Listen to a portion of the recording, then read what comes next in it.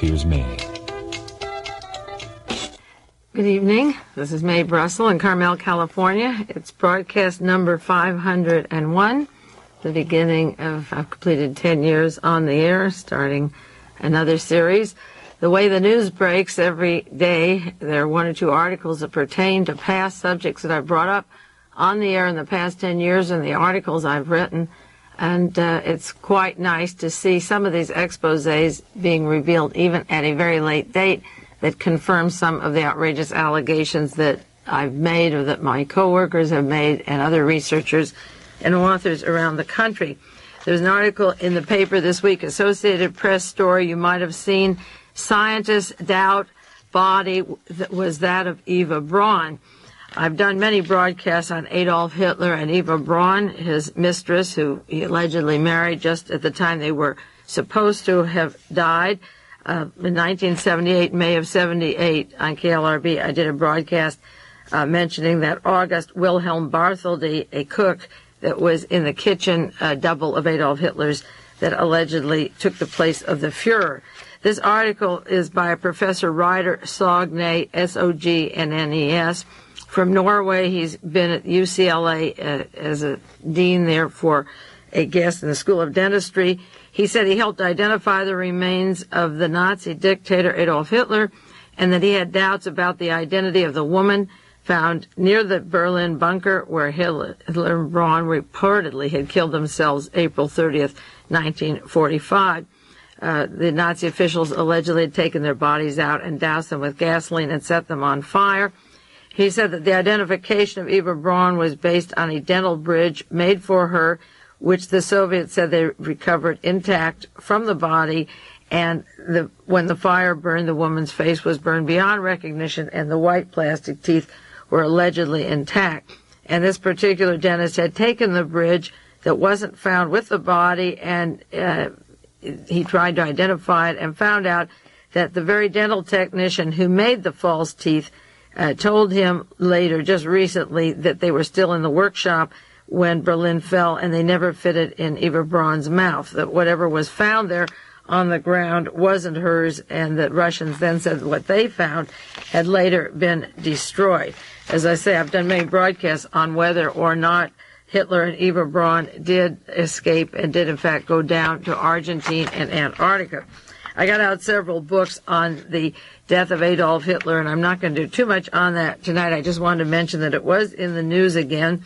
There's one book called The Death of Adolf Hitler by Lev Bazamensky, and he refers to the William Shirer account in the Rise and Fall of the Third Reich, that their bones were never found, and it gave rise to rumors that Hitler had survived. All traces were wiped out. There's another book by Alan Bullock on Adolf Hitler, that what happened to the ashes of the two bodies has never been found, that they allegedly were disposed of, thrown to the wind, but that open fire will not destroy the human body so completely as to leave no traces and nothing found in the garden. The circumstance in this book he describes of Hitler and Goebbels and their last days together leaves a lot to be questioned about the ashes and Adolf Hitler. He refers to the examination that this author went in Germany after the war to ask about the teeth, the particular anatomical parts of the woman that was supposed to be Eva Braun, the anatomical characteristics of the body. He goes into the age of the woman and the surface of the teeth, and the most important anatomical finding for identification of the person with the gold bridge of the lower jaw and the lower front teeth. There was extensively charred corpse that was found, and there was splinter injuries to the throat and injuries on the lung and to the body. They didn't account for how that happened and passed that off, that maybe in moving the bodies that these injuries came. But it could have been a double who was also injured when they took her and poisoned her and cremated whoever was there. Although, as I say, the cremation, the ashes were never seen and the bodies were never seen. The conclusion of this book, this one book, says that the injuries of Eva Braun were inconsistent with what happened in the bunker, but he goes at great length about the identification of the teeth, and now it turns out years later that this, in fact, is not the truth. This investigator went to the person who made the teeth for Eva Braun and got an explanation about the teeth, and now it seems that the particular bridge work they're talking about was not in that bunker. The same week that this story broke, July the 11th, this week, Dr. Walter Langer passed away. Now, he's another author who wrote The Mind of Adolf Hitler, and interestingly enough, in 1943, he wrote for the OSS. He worked for the OSS, which became the CIA, that Hitler would commit suicide. And this reminds me of the book The Black Abductor, the story of Patty Hearst that was written several years before she was abducted, and many other books written by the OSS and then later the CIA of detailed events before they take place. And it's interesting that a man who worked with the OSS, Dr. Walter Langer, becomes the expert on the suicide of Adolf Hitler and wrote it 2 years before it happened. And he wrote it in 1943, the time that the Nazis were going underground and realized they couldn't win the war and would make plans for later. So part of the plans might have included the suicide because the OSS was working with Hitler's SS, the stormtroopers, for moving them out of Germany and out of the country to South America for protection and for usefulness against a Third World War, against the Soviet Union later on. I'm not going to do much this evening, as I say, on the death of Hitler or Eva Braun or whether they're alive or not. I did pull out some notes from another book written, it's called Who Killed Hitler, that I've done broadcasts on, edited by Herbert Moore and James Barrett. And the foreword is written by the former chief of intelligence officer of the U.S. Army in Berlin. He said, I was assigned to find Adolf Hitler and the body immediately upon the entry of American troops in Berlin, and I can state positively I did not find Hitler, nor did I find his physical remains. I have not been able to find any evidence that the body was burned, and I've been unable to locate any persons who witnessed Hitler's last days in the Reich Chancellery. During my stay in Berlin, I lived with the chief of British intelligence. I shared his knowledge of all known reports regarding Hitler's probable fate, and this would include Eva Braun, who was with him. For this reason, I cannot overstress the fact that I have never been able to find any reliable witness of Hitler's activities after April 22nd. 9 days before the date of the supposed suicide. Under those circumstances, I never stood on what substance Hugh Trevor Roper based the official British intelligence report that came out November the 1st, 1945, and furthermore, he wrote it when the Chancellery had not been investigated or opened until December the 12th, 1945, and he describes Hitler's double, who was 54, an individual in physical specifications of the Fuhrer, who occasionally was used for non-speaking public occasions, who was assigned to the Fuhrer's household staff as assistant cook and never was permitted to show himself outside of the underground kitchen those last days from April, the end of April, until May the 1st, and was never seen again afterwards. So I have many books on the death of Hitler, but I've mentioned them on broadcast before, and I think it's interesting that one of the men who wrote The Mind of Hitler, who wrote about his suicide, worked for the OSS, and the story of Eva Braun's dentures was completely fabricated. The stories about Hitler are important because it is my belief, based upon several hundreds of books, maybe 200 or 300 books I have, that the era never ended, and it is leading us up to what Hitler wanted, which was specifically World War III, to weaken the United States and Great Britain and keep the Germans in South America, Africa, Middle East strong while we fight each other out.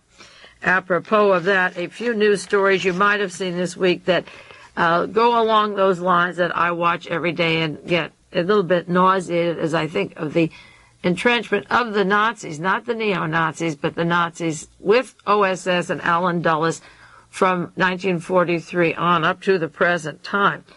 The Washington Post had an article Monday, July 6th, George Ball, that old Cold War obsession.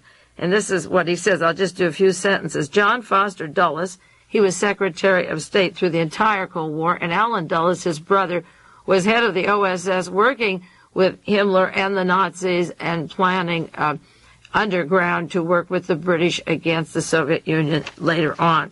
John Foster Dulles is alive and well and living in the White House, Once again, we hear his passionate charge that the Soviet Union is the Antichrist, threatening civilization with a pernicious document.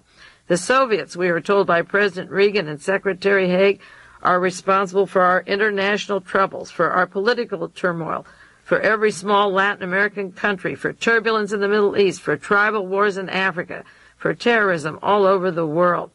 Now once more we shiver at the idea of Cold War. Diplomacy is for sissies. A resolute America must build bigger and stronger weapons. We must arm any regime, no matter how corrupt or repressive, that shouts anti-communist slogans. I strongly suspect there is a White House directive requiring every administration speech to include a denunciation of evil Soviet communists. Such an attitude is not a policy but an obsession, grotesquely oversimplified. It is outdated. Whatever the situation 40 years ago, it no longer exists. And it goes on to denounce Haig and Reagan for throwing the Allen Dulles speeches out every time they open their mouths, and everyone in the State Department. The headlines this week, these are just in the past week.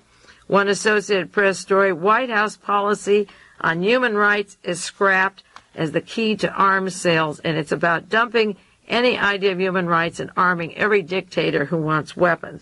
LA Times, July the 7th, one-way street to South America. Reagan overtures to the rightist regimes and brings nothing back, no return yet.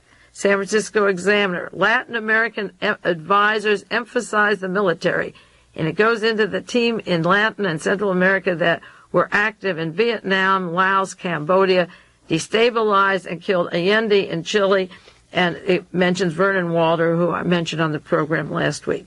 Associated Press, July the 11th, lawyer reports torture of Chilean prisoners. They're using electroshock, beatings, forcing people to listen while their wives and children are tortured in adjoining rooms. It's going on presently. July the 7th, 28 massacred in El Salvador. They shrug it off. Peasants are slaughtered. There is common talk of dumping them, and there's no attempt to identify them. They're put in common graves. July the 2nd, rights group says Salvadorians are abusing, and they continue to abuse. They're melting faces off with acid, they're beheading people, they're mutilating their bodies, and they're torturing their victims. July the 4th, Marcos named premier, and the opposition labels the praise by Vice President Bush as ignorant. The opponents to Marcos are locked up. This is the Washington Post. Hundreds of political prisoners in jail. Bush assumes we had a real election. It was false. The election is a farce. Marcos is a dictatorship. July the 4th, Washington Post. West Germans see indication of growing anti-Americanism. They're upset by America. They're even throwing rocks at the great giant arches of the McDonald's hamburgers over there. John J. McCloy, former Allied High Commissioner in post-war Germany, said, I've never been as concerned as I am now about our alliance with Germany. And it goes on to say Germany wants to stay out of the United States-Russia conflict. John J. McCloy was chairman of the Chase Manhattan Bank. He was on the Warren Commission. He protected Nazis like George de Mohrenschildt and about 20 other Nazis that worked with Lee Harvey Oswald in the Dallas-Fort Worth area. Washington Post, July 2nd, United States foreign policy worries Mitterrand. The United States and Central American policy, he says people are crying for help, and the only one that goes to them is Fidel Castro. His answer to that was to appoint Regis Debray, the former Bolivian assistant to Che Guevara, to help Mitterrand with the Third World. July the 5th, Los Angeles Times, Argentine gripped by severe social problems. The economy has high inflation, joblessness. The junta keeps a strong control. July the 3rd, New York Times, Argentina is putting pressure on the press. The only free press in the newspaper, the only publisher, Manfred Schoenfeld, got out of his car last week and had 5 teeth knocked out by brass knuckles. New York Times, this last week, Moscow calls the U.S. decision to sell arms to China highly dangerous. So the policy we've used since World War II isn't working in any country. This is just a rundown of a few articles. This isn't a broadcast on world events, just a few. And then our ally this last week, South Korea, says it can leave the North Korea in ashes. and hence it will have a nuclear attack over there. We give them the nuclear bombs. We praise the president of South Korea, who sat at a dinner table and murdered his own appointment. His own president over there was right there doing the murdering. He's entertained in the White House, and we'll get the fallout of his atomic bombs making North Korea ashes. We give them the weapons, we give them the power, we give them the prestige like Marcos. Then we're going to sit back and watch all of this come down. Meanwhile, that crazy administration in Washington, an article, "The Panel to Study the U.S. Manpower Needs for a Global War." They're serious, and you better watch it. Another New York Times article this last week, Weinberger, Secretary of the Defense, urging retaliatory ability. He wants a capacity for a conventional strike of the Soviet Union at any place of their choice. Wherever it would give us the pleasure to attack, we should have expansionism. He wants to increase military aid in Egypt, in Turkey, Saudi Arabia, and other nations. We should send them weapons and money for military aid and prepare to fight this kind of a war. And it goes on and on. Before we get into other subjects, in that book on the death of Adolf Hitler that I was quoting before, there's a section about Adolf Hitler in the bunker at the very end of the war in 1945 in the spring. And remember, he was supposed to have died in May the 1st in 1945, the end of April. I do not make the claim, this author says, that I can present my readers with every last detail of how intensively and by what channels of an understanding Hitler had with the Anglo-Saxon Western powers. In the memoirs of Himmler, the chief of intelligence for Adolf Hitler, and of his personal physician, there's ample and varied material, factual and analytical, in their works to give the obvious conclusion that the idea of an anti-Soviet plot matured in widely different circles, and they had direct contact, the Nazis, Himmler, and the German Nazis, with American and English personalities. The idea of the plot was strongly worked out with Himmler's SS leaders and with the United States and British officials. British Foreign Secretary Halifax had a conversation with Hitler in 1937, and later Hitler said he would be delighted with a meeting with Halifax, and he said, "I've always said the English will get under the same eider down with me. In their politics, they will follow the same guidelines I do to annihilate Bolshevism." Hitler talked about tensions between the Western powers. He thought Western powers and Soviet Union would meet head-on, and he would play for time. And in 1944, Hitler was convinced that England and America would be willing to make a separate peace with Germany. And Hitler's idea was to have a collision between the Western powers and the Soviet Union. And after his conferences with his high officials, he said, "Gentlemen, you will see that I am proved right." They were making arrangements for this as early as 1943, so that's why I'm very suspicious that with Martin Bormann and Himmler and the top officials at Hitler's bunker and with a cook and double there and no visible proof that this man was dead, there'd be no reason why he wouldn't continue on where he allegedly has gone, according to a lot of good sources, to watch this come down. Hitler planned, this book says, the Battle of the Bulge at the end of 1944 to maneuver the Western powers into a separate peace with him. And Himmler was allegedly offered Eisenhower, the SS, Hitler's SS, and his armed forces if they would continue the war against Russia. And the Anglo-Americans would enter into an armistice, and they would leave their weapons, and they would do this. And Himmler and his top officials and personnel staff established at the end of the war with Allen Dulles, he was the head of the OSS, and with that great writer who passed away this week, who in 43 was saying Hitler would be committing suicide for the OSS, met with Allen Dulles in Italy and planned with Hitler's approval, and it was written up in Martin Bormann's diary that they would meet, and on February the 6th, 1945, Hitler's agents were meeting with the British and the Americans and Allen Dulles and making arrangements for the war against the Soviet Union.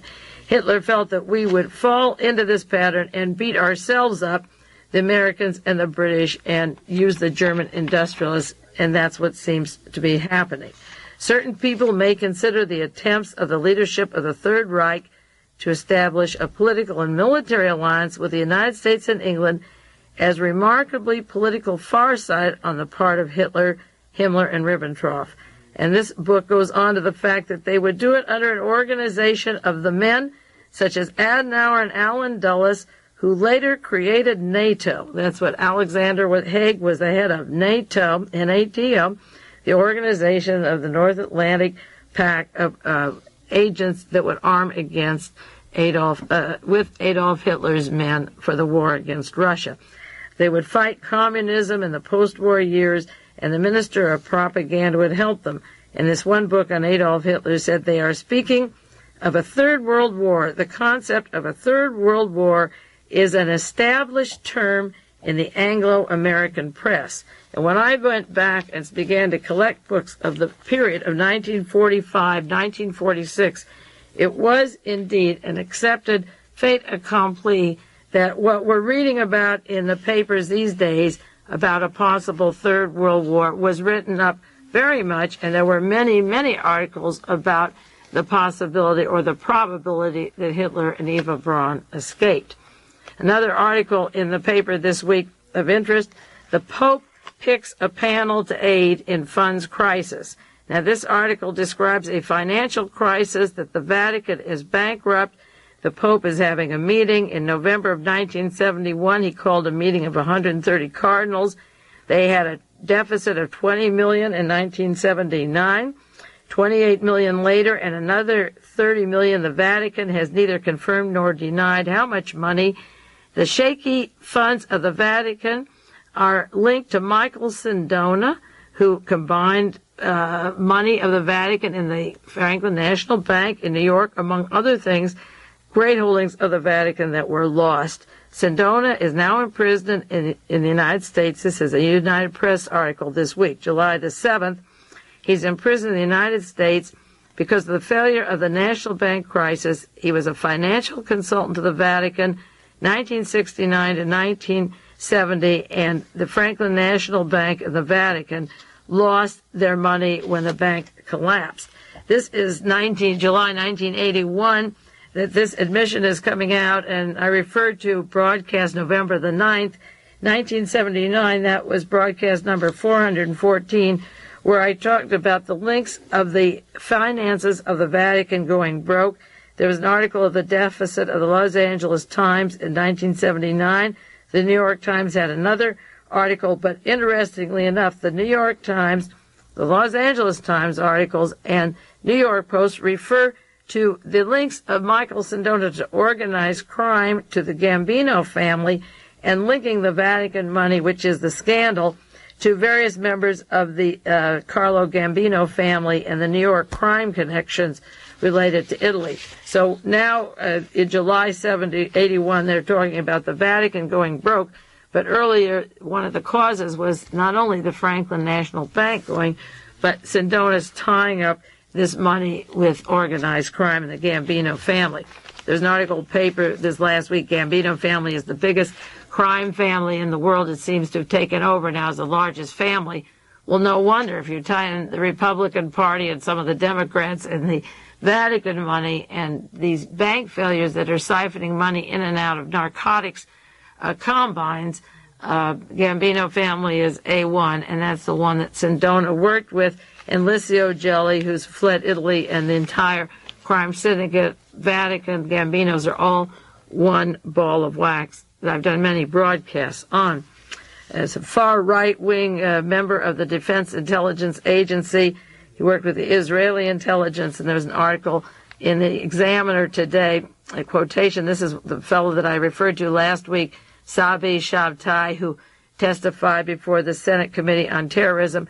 And he's come to the conclusion that Mehmet Ali Agca, the man who shot the Pope, has to be an employee of the Soviet Union because the Soviet Union would be the only persons who would want to shoot the Pope. Of course, it's propaganda. The shooting of the Pope has more to do with his direct links to Michael Sindona, Licio Gelli, and the organized crime syndicate, and the missing money of the Vatican, and the treasurer of the Vatican, who's from Cicero, Illinois, the hometown of organized crime.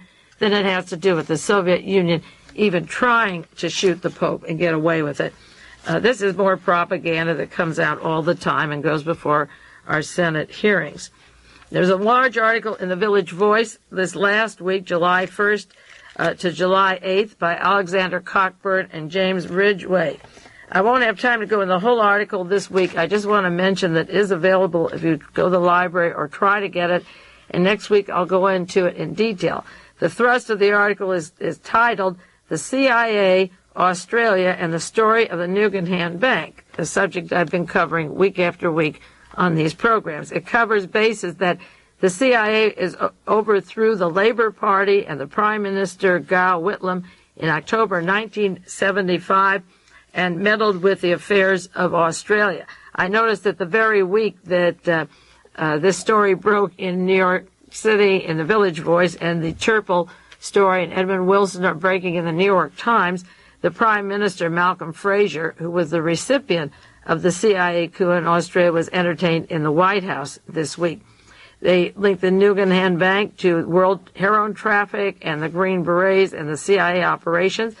This article goes into the Mayo Tribesmen, the Laotians, and their efforts to get them into the Caribbean, which I've talked about, and later to locate them in the Jonestown property in Guyana.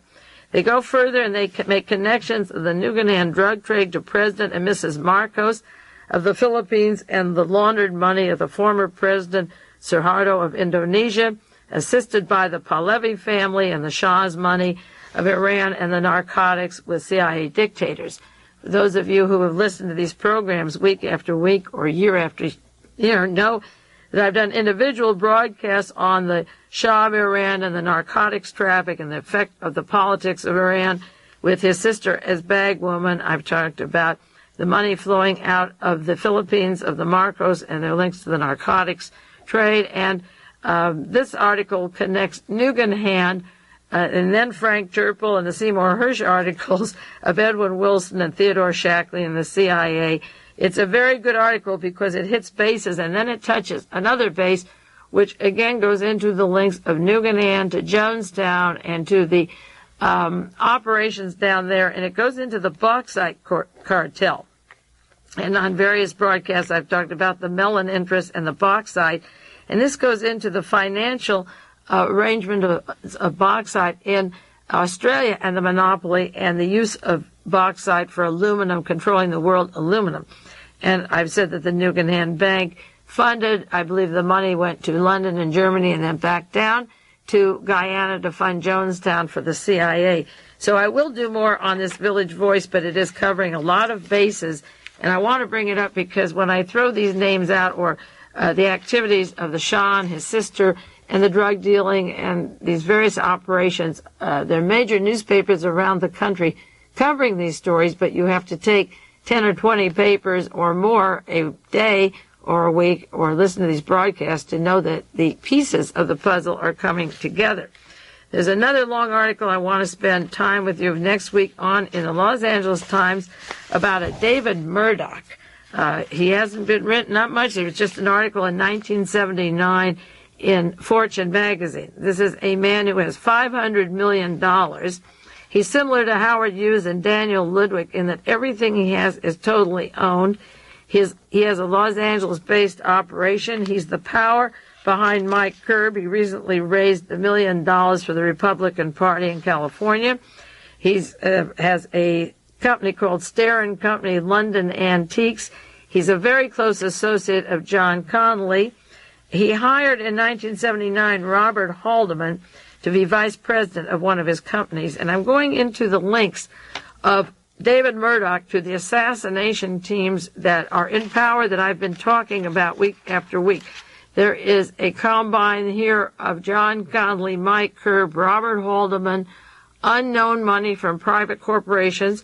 He's operating in California, and I think that he hits a lot of bases of Watergate, of what's going on around the country, and possibly the John Hinckley family. He also funded Ed Davis's campaign in California to become the senator in California. And in a week or so, I'll go into the links, again, the Glass House tapes and the Tackwood allegations of Ed Davis with the secret team of Watergate that worked with Haldeman and the people that David Murdock works with. This may be one of those parts of, if it's a centipede or what, one of those legs of the assassination group. Unlimited money, millions behind politicians. The politicians are tapped in to past political assassinations that have never been investigated. We'll take a 1-minute break before we get back some of the headlines of the week I want to run down with you, and then I'll come back and continue on those. This concludes the first half of World Watchers International with Mae Brussell.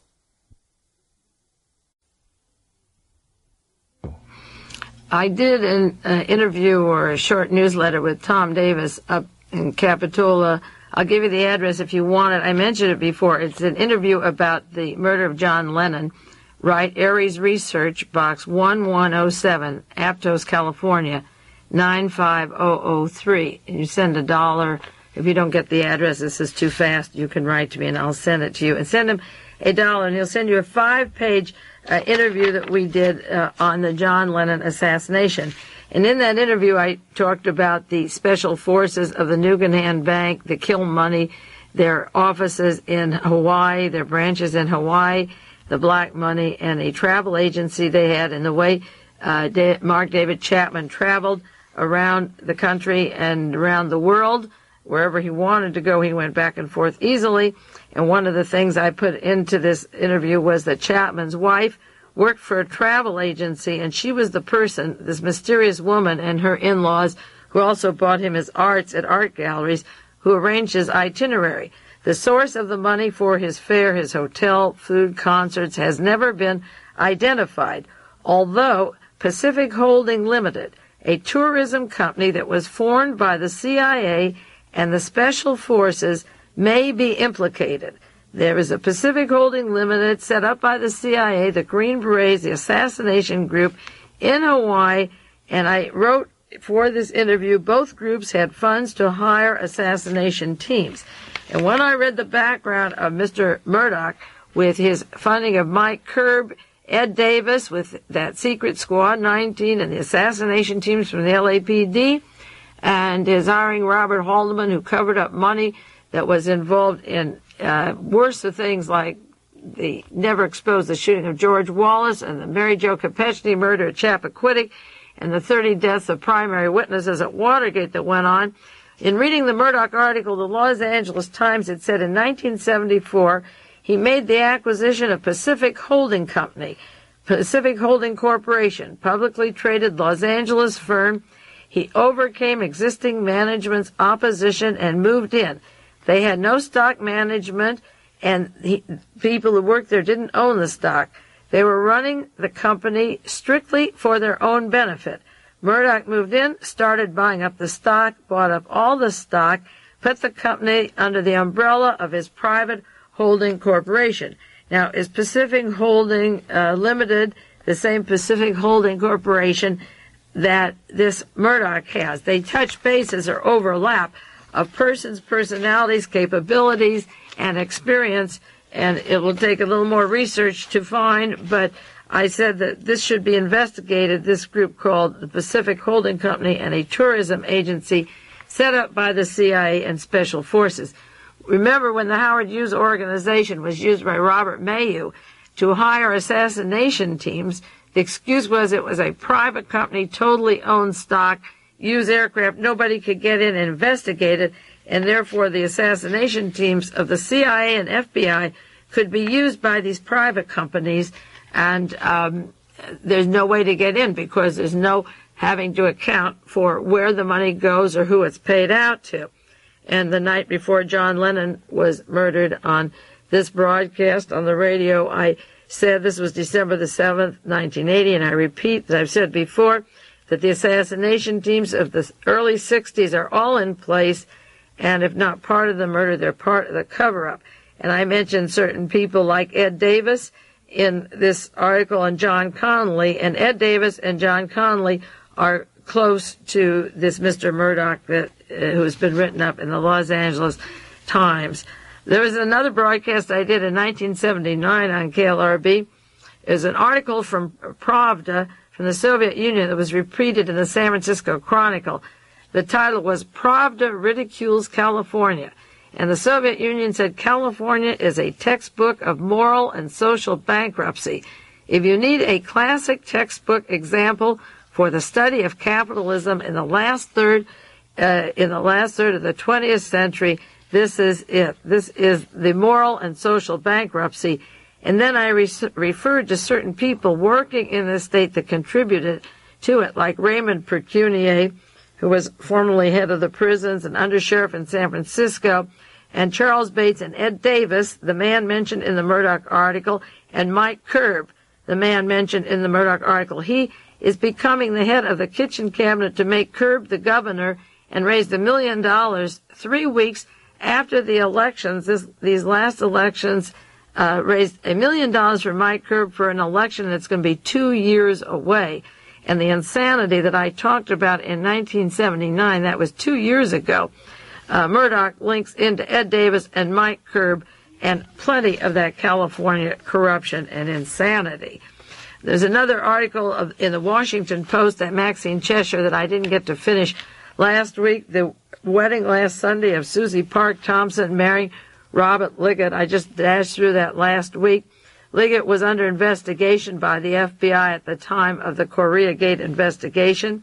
Susie Park Thompson was an aide to House Speaker Carl Albert, Speaker of the House, that little mousy Albert. She was his aide, and she was fixing up congressmen and senators in the back room. They had a little place where they could have their afternoon matinees behind the congressional walls. And she was fixing these various people up. Leggett, as I said before, had 3 wives in Virginia. He had 3 children and 1 wife in Virginia. Well, he actually had 3 wives, and he had another secret wife and 2 children in a nearby subdivision in the same county while he was making out with Susie Thompson. So that really wasn't a slip of the tongue. He had 3 of them going at one time. He was a great liberal Democrat from the Bay Area, and Susie was quoted in the paper by saying she was so afraid that she would hurt his career that when in 1976, when he ran for re-election, he almost lost the election. This was the time of the Koreagate scandals, the Rice scandals, the payoff of members of Congress, bringing in Reverend Moon, the Korean influence in our own domestic affairs. And he ran for Congress in 1976 and won from the congressional district up in Northern California. But then he stepped down from there and became head of some suspicious CIA firms in Washington, D.C., and I mentioned the Oceanic Institute in Hawaii, which is described in the Washington Post as a research arm of the oceanographic firm called Oceanic Foundation. So the Oceanic Institute exists, and then there's the Oceanic Foundation that he's the head of, and the Institute is described as a private business. You better believe it's a private business, and it does research in conjunction with the foundation, the Oceanic Foundation. Well, is this Oceanic Foundation linked to Edwin Wilson and the admirals from the Nugan Hand Bank in Australia that put a branch in Hawaii for CIA Green Berets political assassinations, where David Chapman was to go after Georgia? He lived in Atlanta, Georgia, DeKalb County. That's the man that killed John Lennon, went to Beirut, Lebanon, Fort Chaffee, Arkansas with the Laotian tribesmen of the CIA, then to Hawaii. And there his wife ran this travel agency. And I mentioned in 1980, January 80, a year and a half ago, the Oceanic Corporation run by the CIA, an international organization, up to 1977, and Leggett was working for the Oceanic Group. The Oceanic Service Corporation during World War II was a Nazi group written up in a book, Sabotage, Secret War Against America. Oceanic was a group of Nazis that had allegiance to Adolf Hitler and worked sabotaging the United States. There's Oceana, George Orwell's Oceana. There's Oceanic Corporation. And I'm just wondering, these mysterious Oceanic Foundation, the Oceanic Institute in Hawaii, with Leggett's links to the CIA, the Korean CIA, and the entire links then to the Watergate Combine. Was he working and setting up or linked to those travel agencies that hired Mark David Chapman's wife and arranged the itinerary of this fella to go around until he finally met John Lennon in New York City in 1980, December the 8th, and gunned Lennon down. To update you on the Italian scandal, there are a few items in the news this week. Italy closes down its stock market as the prices collapse. They had the worst financial crisis in 64 years. This is what happened when Allende was elected into office in Chile. The American stock market, the American investors pulled their money out to cause a destabilization and would blame Salvador Allende for it so that even the liberals and the moderates would turn against him. This government was kicked out because of the scandals in Milan and Rome and all over Italy, that secret government that wants a fascist Adolf Hitler take over the Italian government. So when they got a compromised government into power this week, the Italian stock market collapsed. Also, the daughter of Licio Gelli was arrested in Rome, the 25-year-old daughter of the Grand Master of the Secret Lodge. She's been charged with espionage and criminal association. After 3 days of questioning, she went from France to the airport in Rome. She was a bag woman for her daddy and had hidden in false compartments papers linked to the P2 scandal, the secret Masonic scandal. Her father's wanted for espionage, political conspiracy, criminal association, and fraud. And he also is linked to the fake kidnapping of financier Michael Sindona and the massive tax evasion, bribery, and the collapse of the banks in Italy and the money being sent out of Italy. The daughter has been arrested, so whatever papers they found in the false compartment of her suitcase, they have more fuel to go on. I'm surprised that she'd go back with them. Also this week, Italy's military chief quits in the P2 scandal. Now, some of the defense people have resigned temporarily. Their security clearances are taken away, and one of the admirals that worked with General Haig, of course, in the NATO, the Armed Forces Chief of Staff, Admiral Torsi, resigned because of the Masonic scandal, and he's out. The newspaper said an alleged CIA report about the international plot and the records of their bank accounts in Switzerland were among some of the documents seized from the daughter of Gelli at the airport. So these were CIA reports about the international plot that she was caught with at the airport, and bank accounts in Switzerland that they'll have to go into furthermore. And the head of the armed forces, the chief of staff, has resigned.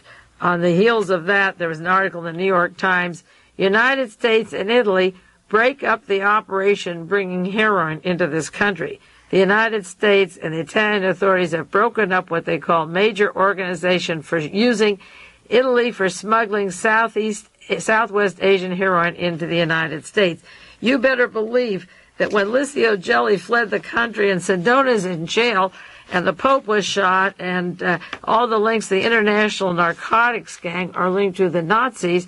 Licio Gelli, remember, worked for Adolf Hitler, Mussolini, Franco, and then went down with Perón in Argentina and then came back to Italy and brought this disgraceful scandal down on Italy, this crisis. All of a sudden we learned that the narcotics market has stopped. It'll stop for a while because everybody is watching and the bag people are in hiding, and so it goes. If the discussion of the CIA and the documents and the plan to overthrow Italy are a surprise to you, I was writing about those invisible governments in when Watergate came in 1972, August 1972, that there was a hidden government in this country, specifically the Adolf Hitler agents from World War II, Allen Dulles, John Foster Dulles, working with Adolf Hitler's people to subterfuge the United States, to take over the Republican Democratic Party and put that third party, the Nazi Party, into power, which is Haig and Kissinger and Bush of the CIA and the people that are moving their way up to this total war against Russia at the present time. I pulled out an article I wrote for a local newspaper called The Nose. It was put out by Roger and Joan Lawrence here on the Monterey Peninsula during the whole anti-war movement. And I just ran across it today. It happened to be among some articles I was going through. And I wrote this in November 1973. I'm not going to read all of it to you, but it was about Gerald Ford, who had just been appointed vice president of Richard Nixon. And the paper, Mae Brussell, says, Gerald Ford, super spy, with a question mark. And this is what I wrote in 1973. One of the most difficult tasks facing both major political parties is the complex problem of separating Republicans and Democrats from the infiltrated espionage agents. A third party, the military intelligence agencies, have concentrated their power since World War II in hopes in the United States of a permanent fascist state. Richard Nixon, selected agent of the secret government, has now appointed more espionage agents to manage the White House, and that included Haig and Ford, the White House plumbers, the secret Army intelligence squads, and there are more now after the Watergate affair than ever before. And I'll read more of this on the air to you later, but in 1973, I was describing in a local newspaper here a situation which has been in the front pages exactly as the Italian government spy scandal broke. See, we had a chance, and I said this before, to eke these people out, to get rid of 250, 260 of them at the time of Watergate, and we didn't take it. So maybe it's too late. I don't know. Maybe we've blown the chance to stop them, or maybe we haven't. Maybe all the articles coming now are because the people in Washington and journalists around the world are recognizing that we stalled too long getting these people out. Licio Gelli in Italy was working since World War II to take over the government, but when too much money was gone and drained out and too many scandals, then they were forced to do something. And the straw that broke the camel's back, of course, was the shooting of the Pope by this group. And I want to go into that a little bit more with a few articles if I have time. One thing I do want to mention, and I didn't get a chance last week, May 24th of this year, David Copeland passed away. He was the person who used the nom de plume of William Torbitt, researchers who have done work into the general umbrella story of the assassinations, have a book called Nomenclature of an Assassination Cabal. It's a private manuscript that he got out working in Texas as an attorney with people from the intelligence agency and people working in the Lyndon Johnson area, and he knew the Southwest. He passed away just this last May, and he was a close friend of Penn Jones, and they brought me the manuscript in 1970, in December 1970. You can order that Nomenclature of an Assassination Cabal, the same address I gave up in Capitol of Aries Arts. It's $15. It's an unpublished manuscript, and Tom Davis carries it if you don't have that book. There was an article in the Washington Post last week, a UPI story about Alexander Haig and the press, and it's just a short, I'm not going to tell you the whole story, but in there was a quip, and it says, at a recent Washington party, Carl Bernstein, the former Washington Post reporter who played a major role in uncovering the Watergate scandal, shook hands with Alexander Haig and congratulated him on his selection to the State Department post. After Bernstein left, Haig turned to another person in the room and said, "How can he do that? If half the things he had written about me were true, I'd be in the slammer, Now, the point is that what they wrote about Haig was true, but they didn't keep it going, and Haig was left looking respectable instead of the crook that he is. But now it's 1981, and this article goes on to say that Haig looks like Nathan Detroit, the gambler in Guys and Dolls, in his black and white chalk striped suit. So they're comparing him to Nathan Detroit in the Washington Post and the UPI, so that's not so bad. Another article, Pablo Letelier, 20 years old, will join the fight. I mentioned last week at length the murder of Orlando Letelier in Washington, D.C. on Embassy Row. His 21-year-old son is going to Georgetown University. He understands the political significance of his father's murder. This is in the Washington Post. And he appreciates the most notorious crime of international terrorism committed in Washington.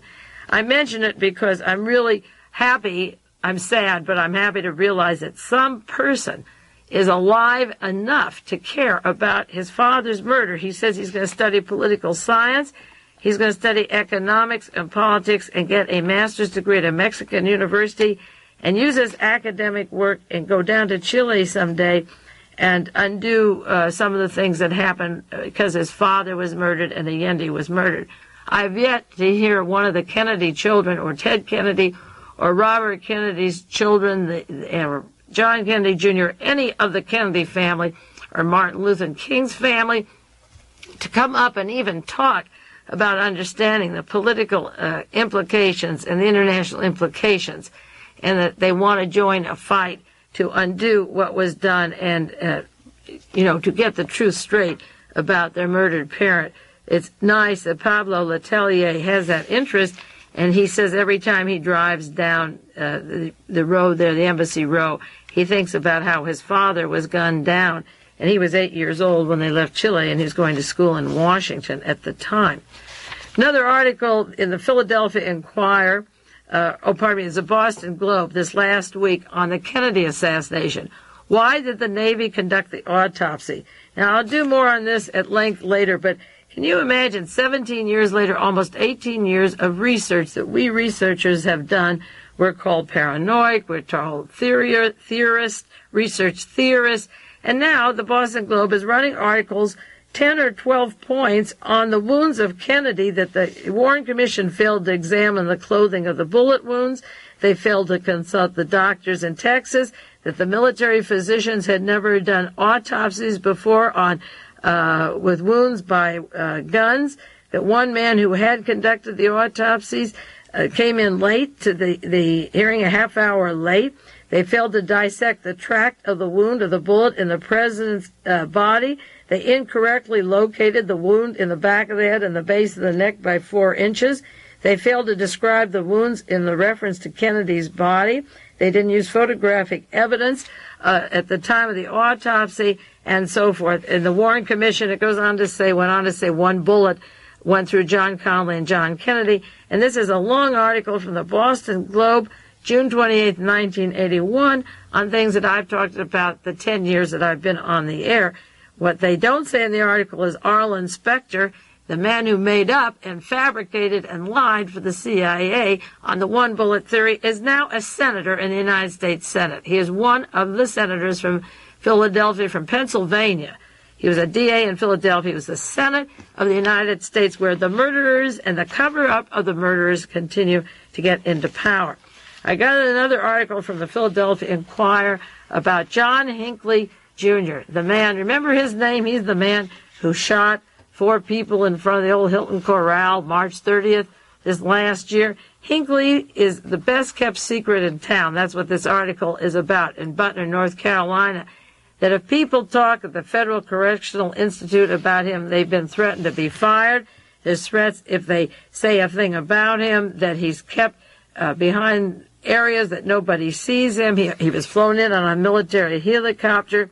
They never see the man, and he's kept isolated from every single person. There's elaborate security, and Hinckley just is kept in a room. Now, they have this fancy team that meet him psychiatrically and try to pick and wash out those brain cells that remember who we saw in California, the Nazis saw in Illinois, the Nazis in St. Louis, the Nazis in North Carolina, who he stayed with in Washington, D.C., who took his picture in front of the White House, who paid for the Sheraton Hotel, who paid for his bus fare, who he sat with, where he was in California. All that will be out. They're going to keep him from March 30th until August, totally isolated, and then prove he's mentally deranged because he's isolated. What did he do before? He met people, he stayed at hotels, he stayed at a hotel where the Secret Service were, directly across from the Secret Service. He gunned people down. He may have had assistants. He may not have been the only person. But this article tells about the threats on people to even say anything about John Hinckley. He's something special, and you better believe it, because I think John Hinckley Sr. is linked to the highest levels of intelligence, and I've said before on the radio, and I'll say it again, I think George Bush, John Connally, and Alexander Haig should be removed from office, just like the Italian people were out, until the links of the Hinckley family to AID, to Cambodia, to Nigeria, to Guatemala, the CIA, the church fronts, till all that is open. These people shouldn't be making decisions. They shouldn't be sending weapons to torture other people. They shouldn't be killing people. They are the madmen from Auschwitz that have the power from the Nazi regime that formed the CIA, and they shouldn't have that power. This article goes on to say a federal grand jury is meeting in Washington to decide whether to indict Hinckley. And then it says others wounded in the March 30th shooting, aside from Reagan, were Secret Service agent Timothy McCarthy. You've seen a picture of McCarthy back at work, so he's obviously not injured. And it mentions Press Secretary James Brady and Delahanty. We don't see much of Delahanty. He was wined and dined, or was offered that trip to Mexico by Clement Stone, with his interlocking links to John Connally and the Texas oil people and the assassination team. This article, Washington Post last week, Brady, after 3 months injury, is making extraordinary progress. And it goes how well he is. He's got intellect, he's intelligent, he's got memory, he's got wit, he's got humor, he's got personality. Oh, Brady must be a barrel of fun. Can't you just see? You haven't seen him or heard him, have you yet? And this entire article, Washington Post, July 1st, doesn't even mention John Hinckley Jr. Usually when they talk about somebody recovering from this kind of injury where half his brain is gone, they talk about the assailant. Hinckley hasn't even been charged with shooting Brady, but Brady, right across the front, 3 months after injury, is making extraordinary progress. He is doing so well, there won't be any reason to indict Hinckley, I should hardly think. As I say, they're having a barrel of fun back there in Washington. Herb Cain had an article about Chappaquiddick this week. This is the anniversary, July 19th, on Chappaquiddick. He took a vacation and went up there to Martha's Vineyard, and he said the talk around town is the three-person theory, that Mary Jo Kopechne was in back of the car, and a person was in front, and Ted Kennedy had a girly party, and the car went over, and they didn't know Mary Jo was there, and that's the talk in town. It wasn't so simplistic, but the point is they're still talking about it.